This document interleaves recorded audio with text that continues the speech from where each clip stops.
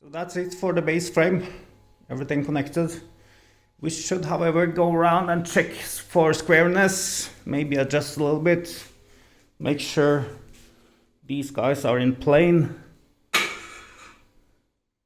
which I did, and they should be good. We also need to make sure that these are in parallel, because this is the y-axis, and we need them to be in parallel. So I'm gonna check that now. We also need, of course, squareness for the C frame, for the C axis, this way, and over here.